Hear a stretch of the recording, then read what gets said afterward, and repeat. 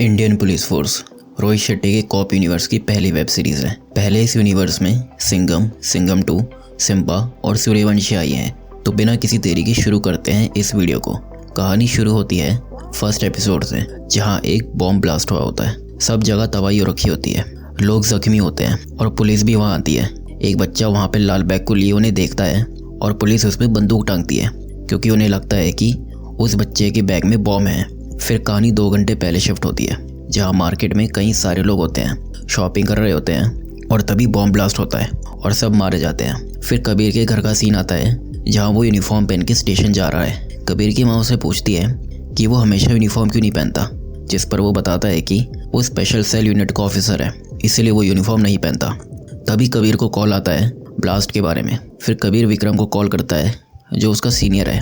विक्रम की एक फैमिली है और उसका बेटा पूछता है कि आज आपने यूनिफॉर्म क्यों पहनी है, जिस पे विक्रम उसे बताता है कि आज दिल्ली पुलिस का रेजिंग डे है। आज ही के दिन 75 साल पहले दिल्ली पुलिस बनी थी। फिर विक्रम कबीर का कॉल उठाता है, जो उसे बताता है ब्लास्ट के बारे में।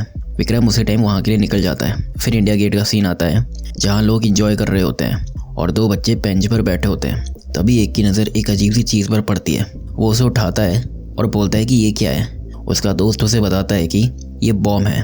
वो दोनों बहुत डर जाते हैं और पास ही में खड़े पुलिस वाले को बताते हैं। पुलिस ऑफिसर पूरी यूनिट को बुलाता है। विक्रम भी वहाँ पहुँचता है और देखता है पूरा इंडिया गेट खाली करा दिया है, लेकिन बच्चे के हाथ पे बॉम्ब है। वो पूछता है कि बच्चे से बॉम्ब क्यों नहीं लिया। सब बोलते हैं उन्हें डर है कि बॉम्ब उसके हाथ से लेने पे वो फट ना जाए। फिर विक्रम उस बच्चे के पास जाके उससे बॉम्ब लेता है और फिर बॉम्ब स्क्वाड भी वहाँ आ जाती है और बॉम्ब को डिफ्यूज़ कर देती है। सब बहुत खुश होते हैं, लेकिन तभी उनसे थोड़ी दूर एक बॉम्ब फटता है। उधर मार्केट में कबीर सबको गन नीचे करने के लिए कहता है और उस बच्चे को चेक करता है, तो उसके पास कोई बॉम्ब नहीं होता। वो बच्चा बोलता है कि मैंने उसे देखा जिसने एक बैग कचड़े के डब्बे में डाला जिससे ब्लास्ट हुआ। कबीर उस बच्चे को स्टेशन लेके जाने के लिए कहता है, जिससे वो उस आदमी का स्केच बना सकें। तभी कबीर को एक कॉल आती है कि इंदुलोक हॉस्पिटल पे एक बॉम्ब है। कबीर जल्दी से वहाँ जाता है और देखता है कि हॉस्पिटल के बीच में गाड़ी खड़ी है और उसमें बॉम्ब फिट किया है। कबीर अपनी जीप लेके उस गाड़ी को धक्का देता है, जिससे वो हॉस्पिटल के वेयरहाउस में चली जाती है और वहाँ फट जाती है। दूसरी तरफ IM यानी इंडियन मुजाहिदीन ने दिल्ली में हो रहे ब्लास्ट की रिस्पॉन्सिबिलिटी ली होती है। पूरी दिल्ली इन ब्लास्ट की वजह से हिल जाती है। कबीर हेडक्वार्टर्स में सभी ऑफिसर को बोलता है कि जब तक ये केस सॉल्व नहीं होगा, हम में से कोई भी घर नहीं जाएगा। फिर विक्रम भी वहाँ आता है और आके बोलता है कि ये ब्लास्ट किसी जगह या सड़क पे नहीं हुआ, बल्कि दिल्ली पुलिस के सीने में हुआ है और वो हम सबको कमज़ोर दिखाना चाहते हैं, लेकिन हम ऐसा नहीं होने देंगे। फिर विक्रम और कबीर बाहर जाते हैं और तौफीक को पकड़ते हैं उससे कुछ इन्फॉर्मेशन लेने के लिए। वो उसे ब्लास्ट के बारे में पूछते हैं। पहले तो वो कुछ नहीं बताता, फिर थोड़ी खातिरदारी करने पर सब बताता है कि कुछ दिन पहले यूपी बॉर्डर से कुछ लड़के फिरोजा नगर में रहने आए। इसके अलावा उसे भी कुछ नहीं पता। फिर हेडक्वार्टर में विक्रम का सीनियर ऑफिसर बंसल आता है और कबीर और विक्रम उन्हें केस की अपडेट देते हैं। बंसल पूछता है कि उनके पास हमले की कोई इन्फॉर्मेशन नहीं थी। विक्रम बोलता है कि गुजरात ATS स्क्वाड ने उन्हें कहा था कि दिल्ली में टेररिस्ट अटैक होगा। उन्हें लगा था कि रिपब्लिक डे के दिन होगा, लेकिन ऐसा कुछ नहीं हुआ। तभी राणा आता है और उन्हें बताता है कि स्केच रेडी है। वो सब स्केच को देखते हैं और बंसल बच्चे से कंफर्म करता है कि उसने जिस आदमी को देखा ये वही है। वो बच्चा उन्हें यकीन दिलाता है कि ये वही आदमी है। विक्रम बोलता है कि हर चौकी पे इसकी फ़ोटो दे दो और इसको ढूंढना स्टार्ट करो। उस आतंकी का नाम ज़रार होता है, जो पुरानी दिल्ली में हैदर नाम से रह रहा होता है, सईद के घर, जो कि खुद एक आतंकवादी है। सईद की एक फैमिली भी है, लेकिन सईद को छोड़ के किसी और को नहीं पता कि वो आतंकवादी है। दूसरा एपिसोड स्टार्ट होता है, जिसका नाम वन रॉन्ग कॉल है। इसमें हम देखते हैं कि कबीर और उसकी वाइफ रश्मि साथ में वक्त बिताते हैं और इसी बीच हमें पता चलता है कि रश्मि को एक रेयर बीमारी है, जिसका क्योर नहीं है, मतलब कि वो मरने वाली है। लेकिन रश्मि बोलती है कि लाइफ को हमेशा खुल के जीना चाहिए। फिर कबीर की माँ आती है और कबीर देखता है कि वो रश्मि के साथ बिताए पल याद कर रहा था। रश्मि मर चुकी है और कबीर अभी तक उससे मूव ऑन नहीं हुआ। फिर कबीर और विक्रम बंसल के साथ एविडेंस वेयरहाउस जाते हैं और बंसल बोलता है कि चाहे जो भी करना पड़े, लेकिन उनको ढूंढ निकालो। तभी वहाँ गुजरात ATS की चीफ तारा शेट्टी आती है और बंसल उसे सबसे इंट्रोड्यूस कराता है। तब हमें पता चलता है कि तारा और विक्रम एक दूसरे को बहुत पहले से जानते हैं। उन्होंने IPS की ट्रेनिंग साथ की थी, लेकिन दोनों की कम बनती है। बंसल उन सबको इस केस पे साथ काम करने का ऑर्डर देता है। तारा उन्हें बताती है कि अहमदाबाद में एक मकान मालिक ने अपना घर 4 लड़कों को किराए पे दिया था। उसे उनकी हरकतों से उन पर शक तो हुआ, लेकिन ब्लास्ट के बाद वो लड़के वहाँ से चले गए और मकान मालिक ने उसी टाइम पुलिस को उनके बारे में बताया। घर की छानबीन करने पर पता चला कि वही लोग थे जिन्होंने बॉम्ब बना के गुजरात में ब्लास्ट किया। मकान मालिक ने एक स्केच बनवाया, फिर वो सब स्केच को देखते हैं, पर कबीर बोलता है कि ये वो नहीं है जिसने दिल्ली पर हमला किया, और अपना स्केच दिखाता है। तारा बोलती है कि उन चारों से मिलने कोई और भी आता था, शायद ये वही है। बड़ी मुश्किल से उन्हें एक नंबर मिला और कुछ दिन पहले ये नंबर दिल्ली से आजमगढ़ कॉल करने के लिए ऑन हुआ, पर वो इसे ट्रैक नहीं कर पाए और नंबर डीएक्टिवेट हो गया। विक्रम उस नंबर को ट्रेसिंग पे लगा देता है। उधर ज़रार फिरोज़ा नगर अपने साथियों से मिलने जाता है। वहाँ सब उसे मुबारकबाद देते हैं धमाके की। वो अंदर जाता है और शादाब से मिलता है। ये वही है जिसका स्केच तारा ने दिखाया था। फिर ज़रार उन सबको बोलता है कि सब जगह से मुबारकाएँ आ रही हैं और उन्हें हौसला देके वहाँ से चला जाता है। फिर पुलिस हर हार्डवेयर की दुकान से पता करती है कि किसी ने कील या बॉल बेयरिंग काफ़ी ज़्यादा क्वांटिटी में लिया है, और उन्हें एक आदमी के बारे में पता चलता है। वो उसे उठा के सेफ हाउस लाते हैं और उसे पूछते हैं कि उसने बॉम्ब क्यों बनाया, और उसे पूछते हैं उसके साथ कौन कौन इन्वॉल्व है और उसका मास्टरमाइंड कौन है। पर वो बोलता है कि उसे खान साहब ने ये सब सामान लाने के लिए बोला, बाकी उसे कुछ नहीं पता। विक्रम बंसल सर को कॉल करके मिलने के लिए बुलाता है। उधर नफीसा और उसका भाई वापस आ रहे होते हैं, लेकिन उनका स्कूटर ख़राब हो जाता है। ज़रार, जिसका नाम सईद की फैमिली के लिए हैदर है, वो आता है और उनके स्कूटर को ठीक करता है और नफीसा को बोलता है कि वो बस दिल्ली में कुछ दिन का मेहमान है, फिर वो यहाँ से चला जाएगा। नफीसा को ये सुन के बहुत बुरा लगता है, क्योंकि वो उसे प्यार करने लगी थी, लेकिन उसे बताती नहीं है। इधर विक्रम और कबीर एक रेस्टोरेंट में होते हैं और कबीर विक्रम से तारा के बारे में पूछता है। विक्रम बताता है कि तारा और वो एक बैच में थे और उनका 3 लोगों का ग्रुप था, विक्रम, तारा और जगताप। लेकिन जगताप अब एक रॉ एजेंट है और तारा गुजरात एटीएस की चीफ। तभी बंसल वहाँ आता है और विक्रम उसे नाज स्वीट्स के खान साहब से इंटेरोगेशन करने के लिए परमिशन मांगता है, लेकिन बंसल मना कर देता है, ये कह के कि वो एक रिलीजियस लीडर है और पॉलिटिक्स में भी कनेक्शन है। अगर लीड सही नहीं हुई तो उन्हें कॉन्सिक्वेंसेस झेलना पड़ेगा, इसलिए वो उन्हें मना कर देता है। लेकिन कबीर को अनऑफिशियली ऑपरेशन करने के लिए इनकरेज करता है। ज़रार को ईरान से रफ़ीक का कॉल आता है। वो उसे धमाके की मुबारक देता है और उसे बोलता है कि उसे ईरान आने के लिए अभी और इंतज़ार करना होगा। घर पर नफीसा अपने भाई को परेशान कर रही होती है और ज़रार उसके पास आके बैठता है और उसे बताता है कि उसका भी एक छोटा भाई है, सिक्कू। वो भी उसकी तरह काम की तलाश में इधर उधर फिरता रहता है। नफीसा उसके माँ बाप के बारे में पूछती है। वो बताता है कि बचपन में उनकी मौत हो गई थी। ये कह के वो वहाँ से चला जाता है। अगली सुबह 2 लोग शादाब के घर जाते हैं उसके माँ बाप को हज यात्रा की टिकट देने, और कहते हैं कि शादाब ने ये टिकट करवाई है। उन्हें यकीन नहीं होता क्योंकि शादाब 2 महीने से घर नहीं आया और ना ही उसने घर पर फ़ोन किया। उसके बापू ये टिकट लेने से साफ मना कर देते हैं और वो लोग वहाँ से चले जाते हैं। बाहर निकल के वो लोग कंफर्म करते हैं ये घर शादाब का ही है। कबीर खान साहब को पकड़ने जाता है, लेकिन वो एक थिएटर के बाहर किसी का वेट करता है और एक लड़का आके उसके हाथ से लिफाफा लेके वहाँ से भाग जाता है। कबीर राणा को उस लड़के को पकड़ने के लिए बोलता है और खान साहब को लेके सेफ हाउस आता है। विक्रम खान साहब के पोते को स्कूल से लेके सीधा सेफ हाउस ले जाता है, मगर राणा उस लड़के को पकड़ नहीं पाता। वो लड़के की बाइक खराब हो जाती है तो सईद उसकी बाइक देखता है।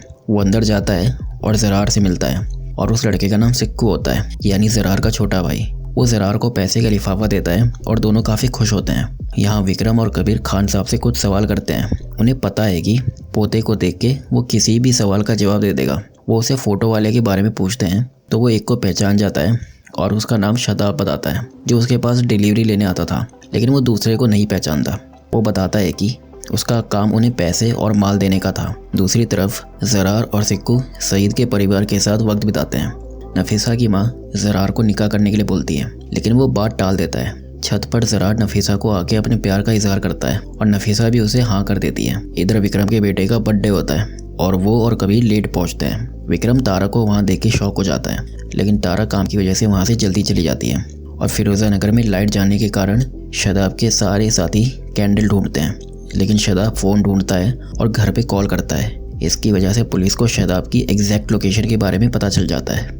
तीसरा एपिसोड स्टार्ट होता है जिसका नाम द हंट है, जहां हम देखते हैं कि एक औरत अपनी बेटी को ढूंढ रही होती है और लोगों से उसके बारे में पूछती है।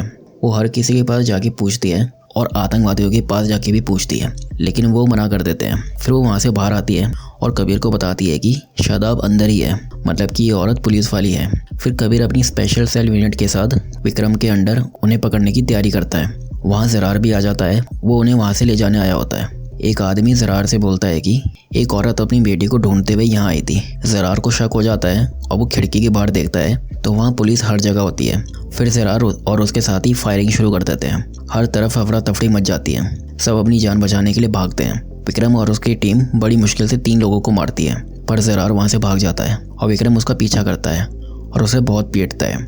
दूसरी तरफ कबीर कमरे में उन सब लोगों को मारता है और शादाब को जिंदा पकड़ लेता है, लेकिन वहाँ पर ज़रार एक बच्चे को हथियार बना के विक्रम से गन लेता है और उसे गोली मार देता है। कबीर विक्रम के पास आता है, पर विक्रम उसे ज़रार को पकड़ने के लिए कहता है।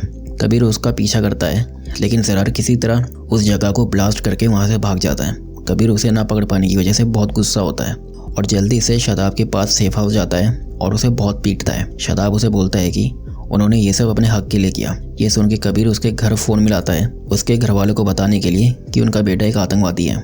शादाब उसे ऐसा ना करने के लिए भीख मांगता है और सब बताने के लिए मान जाता है। फिर वहाँ तारा आती है और उसकी कबीर से काफ़ी बहस होती है, लेकिन तभी उन्हें खबर मिलती है कि विक्रम नहीं बच पाया। वो सब जल्दी से हॉस्पिटल जाते हैं। वहाँ विक्रम की वाइफ होती है और वो बहुत रोती है। तारा उसे संभालती है और कबीर वहाँ से चला जाता है। यह नफीसा घर में सबके साथ न्यूज़ देख रही होती है कि दिल्ली पुलिस ने आतंकवादियों को मार दिया। सईद ज़रार को बार बार कॉल लगाता है, पर वो फ़ोन नहीं उठाता। उसे बहुत टेंशन होती है। उसे डर होता है कि अगर ज़रार पकड़ा गया तो कहीं उसका भी नाम बाहर ना आ जाए। ज़रार अपने भाई सिक्कू के साथ एक ट्रेन में होता है। वहाँ एक औरत आती है और ज़रार को फ़ोन देती है। फ़ोन रफ़ीक का होता है। वो ज़रार को बताता है कि शादाब पकड़ा गया और उसे अंडरग्राउंड होने के लिए बोलता है। फिर रफ़ीक बोलता है कि फ़ोन उनैज़ा को देने के लिए। उनैज़ा उन्हें कुछ पैसे देती है और वो दरभंगा चले जाते हैं। उधर बंसल को होम मिनिस्टर बोलता है कि इस ऑपरेशन की वजह से उसे और बंसल दोनों को मीडिया को और बहुत लोगों को जवाब देना होगा। इसके बाद बंसल कबीर का डिपार्टमेंटल चेंज कर देता है। अब कबीर इस केस की बजाय हाउसिंग डिपार्टमेंट को देखेगा। अगले एपिसोड का नाम होता है द घोस्ट इज़ बैक।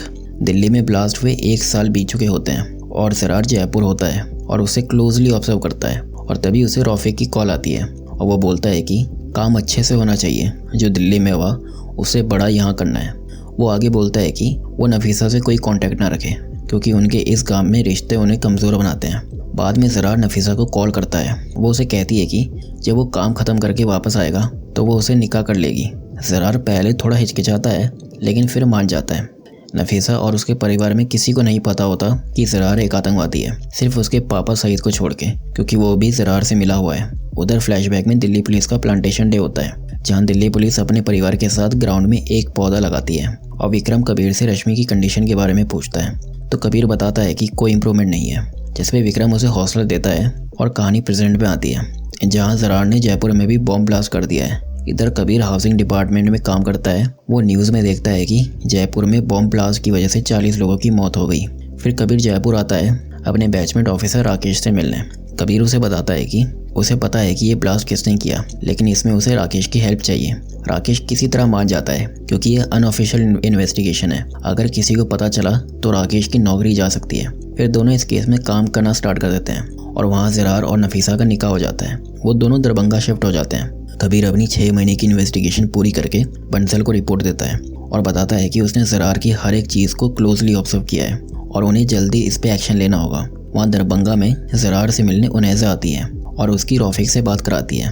रफ़ीक ज़रार को मुबारकबाद देता है और बोलता है कि ये आखिरी काम करना होगा, इसके बाद वो सीधा ईरान आ जाएगा। ज़रार ये सुन के काफ़ी खुश होता है और अगली लोकेशन के बारे में पूछता है। उनैज़ा उसे बताती है गोवा, और इस मिशन में सईद यानी नफीसा का पापा भी उसके साथ होगा। और फिर ज़रार गोवा के लिए निकल जाता है। इधर बंसल कबीर को बोलता है कि उसने मिनिस्ट्री को कबीर की रिपोर्ट दिखाई और वो ज़रार को पकड़ने के लिए अब नई टास्क फोर्स बना रहे हैं और बंसल कबीर को उस फोर्स में भेज देता है।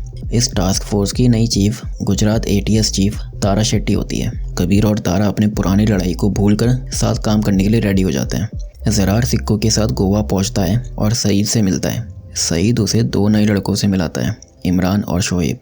ज़रार उन दोनों को सामान लाने के लिए बोलता है और सिक्कू को रफ़ीक के बताए आदमी से मिलने जाने के लिए कहता है। दिल्ली में कबीर और टीम को एक लीड मिलती है कि सिक्कू गोवा के ड्रग लॉर्ड गोल्डी रोड्रिगेज से मिलने गया है। कबीर और राणा समझ जाते हैं कि अगर सिक्कू गोवा में है तो ज़रार भी ज़रूर वहीं होगा, तो वो सब गोवा के लिए निकल जाते हैं और वहाँ गोल्डी से मिलते हैं, लेकिन उसके आदमी पुलिस को अंदर नहीं जाने देते। तब कबीर, तारा और राणा गाड़ी में बैठ के गेट तोड़ के अंदर आते हैं, लेकिन गोल्डी उनसे बात करने से मना कर देता है और अपने आदमी उन पर छोड़ देता है। कबीर गोल्डी के पीछे जाता है और तारा और राणा उसके आदमी को पीटते हैं। कबीर गोल्डी को बहुत पीटता है और फिर गोल्डी उन्हें बताता है कि सिक्कू उनसे मिलने आया था और उसने उसे नकली नोट्स दिए। 5वें एपिसोड का नाम होता है द लॉस। इसमें ज़रार हलाए हुए सामान से बॉम्ब बनाता है और सईद को बोलता है कि इमरान और शोएब को 5 बजे दरभंगा वाली बस में बिठा देना और खुद दिल्ली चले जाना। फिर सिक्कू को बोलता है कि वो दोनों 6 बजे रेलवे स्टेशन पे मिलेंगे। अगर 6 बजे तक एक भी नहीं आया तो बिना दूसरे का वेट किए ट्रेन में बैठ जाना। फिर दोनों बॉम्ब ब्लास्ट करने के लिए निकल जाते हैं। तारा हार्डवेयर स्टोर जाके पता करती है और उसे पता चलता है कि ज़रार ने 2 नए लोगों को हायर किया है। वो कबीर को उनकी फ़ोटो देती है और कबीर उनके बारे में पता करता है। इधर सईद इमरान और शोएब को लेके जाता है और एक रेस्टोरेंट में वो सब कुछ खाने के लिए रुकते हैं। रेस्टोरेंट का एक आदमी दोनों को पहचान जाता है और कबीर को कॉल करता है। कबीर वहाँ आता है लेकिन सईद कबीर पर गोली चला देता है और भगदड़ मच जाती है। कबीर सईद को गोली मार देता है और इमरान और शोएब को पकड़ लेता है। उधर सिक्कू कार्निवल में बॉम्ब वाला बैग छोड़ के वहाँ से जाता है लेकिन पुलिस उसे पकड़ लेती है और उसे पहचान लेती है। इधर तारा अपनी टीम के साथ कैफे जाती है सीसीटीवी चेक करने। तारा को एक बंदा पीछे से ज़रार जैसा लगता है। वो उसके पास जाती है लेकिन उसे इमरान और शोएब की न्यूज़ मिलती है तो वो जल्दी से वहाँ जाती है। लेकिन वो बंदा जिस पे तारा को शक था वो ज़रार ही होता है और वो अपना बैग कैफ़े में छोड़ के वहाँ से चले जाता है। तारा जैसे ही गाड़ी पे बैठती है कैफ़े ब्लास्ट हो जाता है। तारा और उसकी टीम शॉक हो जाती है। तभी उन्हें खबर मिलती है कि पुलिस ने सिक्कू को पकड़ लिया है। वो सिक्कू के पास जाते हैं। जैसे ही तारा और टीम वहाँ पहुँचती है सिक्कू भाग जाता है। राणा बैग को लेकर समुद्र में फेंक देता है और बैग ब्लास्ट हो जाता है जिससे सब कार्निवल में बच जाते हैं। तारा सिक्कू का पीछा करती है लेकिन सिक्कू गाड़ी से टकरा के मर जाता है। वहाँ स्टेशन पे ज़रार सिक्कू का वेट करता है पर वो नहीं आता। वो ट्रेन में बैठता है और बाहर देखने जाता है लेकिन उनैसा उसे बताती है कि सिक्कू मर गया। ज़रार ये सुन के टूट जाता है और बहुत रोता है। कबीर इमरान और शोएब से पूछता है कि वो ज़रार को कैसे जानते हैं। वो बताते हैं कि वो सईद के गराज में नौकरी मांगने गए थे। उसने नौकरी देने से मना कर दिया और कुछ दिन बाद कॉल किया इस मिशन के लिए। वो आके बताते हैं कि ज़रार सईद का दामाद है इसीलिए वो दोनों एक दूसरे को जानते हैं। कबीर राणा को बोलता है कि सईद के घर से सबको सेफ हाउस लाने के लिए। तारा सईद की बीवी से पूछताछ करती है कि ज़रार कहाँ है। वो बताती है दरभंगा में। कबीर वहाँ जाता है और पूरे घर को सर्च करता है लेकिन कबीर बोलता है कि उसका नाम हैदर नहीं ज़रार है और वो एक आतंकवादी है। ये सुन के नफीसा बेहोश हो जाती है। फिर कानपुर को दिखाते हैं जहाँ एक आदमी सिक्कू को न्यूज़ में देखता है और पुलिस को फ़ोन करके बताता है कि गोवा में जिस आतंकवादी को मारा वो मेरा बेटा है। फिर कहानी फ्लैशबैक में जाती है 15 साल पहले जब ज़रार और सिक्कू बच्चे थे। तब उनके शहर में दंगे हो गए थे। वो अपने पापा के साथ घर जाते हैं। तब उनका चाचा उन्हें गाड़ी में लेने आता है। वो सब किसी तरह बच के घर पहुंचते हैं। ज़रार का चाचा नासिर यानी ज़रार के पापा से कहता है कि वो फैक्ट्री जा रहे हैं कुछ ज़रूरी कागज़ लेने के लिए लेकिन नासिर उन्हें बोलता है कि मैं जाके लाता हूँ। फिर वो निकल जाता है। काफ़ी देर हो जाती है और नासिर नहीं आता। फिर उनके घर पर दस्तक होती है। वो देखते हैं तो कुछ लोग बताते हैं कि उनकी फैक्ट्री में आग लग गई है। वो ये सुन के फैक्ट्री में भागते हैं। ज़रार भी उनके पीछे जाता है और वहाँ पहुँच के देखता है कि उसके पापा फैक्ट्री में जलकर मर गए। उस दिन के बाद से ज़रार और सिक्कू के चाचा और चाची ने उन दोनों को अपना बच्चा समझ के पाला। लेकिन ज़रार इस बात को कभी भूल नहीं पाया। वो एक दिन मदरसा जाता है जहाँ रौफिक बच्चों को पढ़ा रहा होता है। फिर ज़रार रोज़ मदरसा जाता है और रौफिक को बोलता है कि उसे रौफिक की बातें अच्छी लगती हैं। रौफिक उसे पूछता है उसके पापा के बारे में और कुछ दिन बाद वो ज़रार के मन में नफरत बढ़ना शुरू कर देता है। कहानी प्रेजेंट में आती है और सिक्कू के चाचा चाची गोवा आते हैं उसकी बॉडी देखने। कबीर उनसे पूछता है कि ज़रार और सिक्कू के बारे में तो वो बताते हैं कि वो ऐसे नहीं थे। सियासत ने नफरत घोली जिसकी वजह से वो ऐसे बन गए। कबीर पूछ आखिरी बार उनकी बात उनसे कब हुई थी तो वो बताते हैं कि बहुत पहले जब उन्होंने बदला लेने की ठानी तब से हमने सारे रिश्ते उनसे ख़त्म कर दिए। और ये एपिसोड यहाँ ख़त्म हो जाता है। 6th एपिसोड का नाम द ट्रुथ है। ज़रार सुंदरबन फॉरेस्ट में छिपा होता है। वहाँ एक लड़का आता है ज़रार को बॉर्डर पार कराने। उसका नाम सलामत होता है। ज़रार बॉर्डर पार करके बांग्लादेश पहुँचता है। वहाँ रौफिक उसे लेने आता है। वो ज़रार को बताता है कि नफीसा को पुलिस ने पकड़ लिया है और उन्हें जल्द से जल्द ईरान के लिए निकलना होगा। लेकिन ज़रार बोलता है कि वो बिना नफीसा के वहाँ से नहीं जाएगा। फिर रौफिक अपने दिमाग लगाता है और उनैसा को हॉस्पिटल भेजता है। वो नर्स बन के नफीसा के पास जाती है और उसे बताती है कि उसे ज़रार ने भेजा है और वो उसकी बात ज़रार से कराती है। नफीसा उसे पूछती है कि वो आतंकवादी है जिस पे ज़रार साफ मना कर देता है और उसे बोलता है कि वो जल्दी से ढाका आ जाए। नफीसा उसे बताती है कि वो पेट से है। ये सुन के ज़रार बहुत खुश होता है। फिर उनैसा नफीसा को बताती है कि हॉस्पिटल की दूसरी तरफ रेड कलर की कार है। वो कार उसे कोलकाता पहुंचाएगी। कोलकाता से वो मैत्री एक्सप्रेस लेगी जो उसे सुबह 9 बजे ढाका पहुंचाएगी। फिर नफीसा बुर्का पहन के आती है और उनैसा उसे वहां से ले जाती है। लेकिन पुलिस उन्हें पकड़ लेती है और फायरिंग शुरू हो जाती है। उनैसा नफीसा को रेड कार पकड़ने के लिए बोलती है और किसी तरह तारा उनैसा को मार देती है। कबीर नफीसा का पीछा करता है पर नफीसा एक कमरे में छुप जाती है और वहाँ न्यूज़ में देखती है कि ज़रार के माँ बाप मीडिया से बात नहीं करना चाहते। वो ज़रार और सिक्कू को अपना बेटा भी नहीं मानना चाहते। ये देख के नफीसा कबीर के पास आती है और उसे बोलती है कि उसे नहीं पता था कि ज़रार एक आतंकवादी है और वो आतंकवादी की बीवी नहीं रहना चाहती। वो पुलिस की पूरी मदद करेगी ज़रार को पकड़ने के लिए। फिर पुलिस रेड कार वाले को पकड़ लेती है और कबीर तारा से बोलता है कि उन्हें ढाका जाना चाहिए, जिस पर तारा उसे साफ मना कर देती है क्योंकि ये क्रॉस बॉर्डर ऑपरेशन है। कबीर उसे बहुत मनाता है तो तारा थोड़ा डाउट में होती है और फिर वो रॉ के ऑफिशियल श्रीनिवास को कॉल करके इसके बारे में बताती है। फिर वो सब दिल्ली के लिए निकल जाते हैं। तारा को बंसल का कॉल आता है। वो बोलता है कि जल्दी यहाँ आओ, मिनिस्ट्री से बात हो गई है और वो और श्रीनिवास भी वहाँ पहुँच रहे हैं। फिर थोड़ी देर में रेड कार वाले ड्राइवर को रफ़ीक का कॉल आता है। वो फ़ोन उठाता है और बोलता है कि हम रास्ते में हैं, टाइम से पहुँच जाएंगे। फिर वो सब दिल्ली पहुँचते हैं और कबीर और तारा होम मिनिस्ट्री के ऑफिस जाते हैं बंसल और श्रीनिवास के साथ, और राणा, नफीसा और बाकी सब पुलिस स्टेशन जाते हैं। होम मिनिस्टर इस ऑपरेशन के लिए साफ मना कर देता है क्योंकि क्रॉस बॉर्डर ऑपरेशन है और कुछ भी गड़बड़ हुई पूरी दुनिया इंडिया का मजाक बनाएगी। लेकिन कबीर उन्हें भरोसा दिलाता है कि ऐसा कुछ नहीं होगा। वो ज़रार के बहुत पास हैं और अगर ये चांस मिस किया तो वो उसे कभी नहीं पकड़ पाएंगे। बंसल बोलता है कि मैथिली एक्सप्रेस 9 बजे ढाका पहुंचेगी। अगर वो दिल्ली से ढाका की फ्लाइट सुबह 6 बजे पकड़ें तो टाइम से पहुंच सकते हैं। मिनिस्टर पूछता है कि अगर कुछ भी गड़बड़ हुई तो क्या करोगे। तारा बोलती है अगर कुछ गड़बड़ हुई तो आप साफ बोलते ना कि ये इंडिया का ऑपरेशन नहीं है और हमारा इनसे कोई रिलेशन नहीं है। फिर मिनिस्टर उन्हें इस ऑपरेशन की परमिशन दे देता है। फिर सब इसकी तैयारी में लग जाते हैं और रॉ अपने ढाका वाले ऑफिसर को इस मिशन के बारे में बताता है और वहाँ रॉफिक ज़रार को उसका और नफीसा का पासपोर्ट देता है ईरान के लिए। इधर ढाका में जगताप को दिखाते हैं जो एक आदमी को मार के पुलिस को फ़ोन करके उसकी लोकेशन बताता है और वहाँ से चला जाता है। जगताप रॉ का एजेंट है जो ढाका में टैक्सी चलाता है। 7वां एपिसोड स्टार्ट होता है जिसका नाम होम कमिंग है।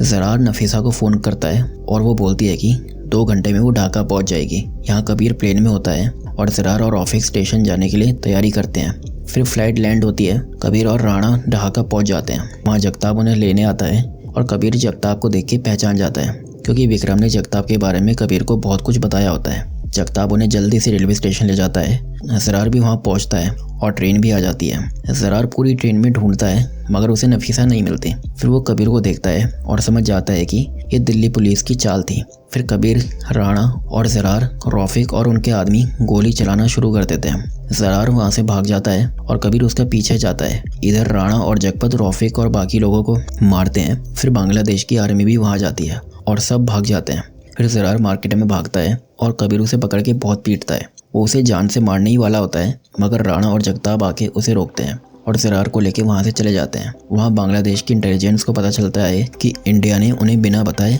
उनके देश में कोवर्ट ऑपरेशन स्टार्ट किया है अपने मोस्ट वांटेड क्रिमिनल को बांग्लादेश से पकड़ने के लिए।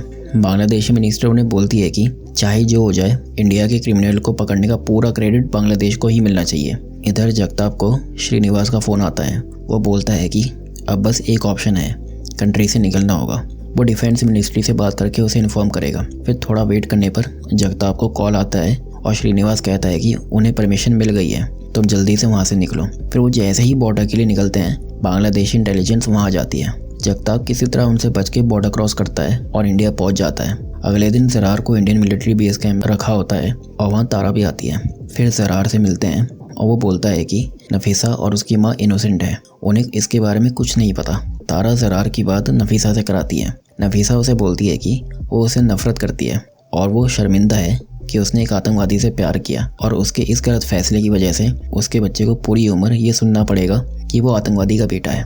ये सुन के ज़रार बहुत रोता है और टूट जाता है। बाद में कबीर तारा से बोलता है कि नफीसा और उसकी माँ को इनोसेंट प्रूव करना उनकी जिम्मेदारी है और तारा भी हामी भरती है। कबीर आके बोलता है कि ज़रार और सिक्कू तो बस प्यादे हैं जो मरने के लिए आगे छोड़ दिए जाते हैं, उन्हें राजा को पकड़ना है, रॉफिक जैसे। फिर जगताप को कॉल आता है और वो बताता है कि रॉफिक काठमांडू में है। जगताप आगे बोलता है कि जंग की अभी शुरुआत हुई है, जंग जीतना अभी बाकी है और सीज़न 1 यहीं ख़त्म हो जाता है।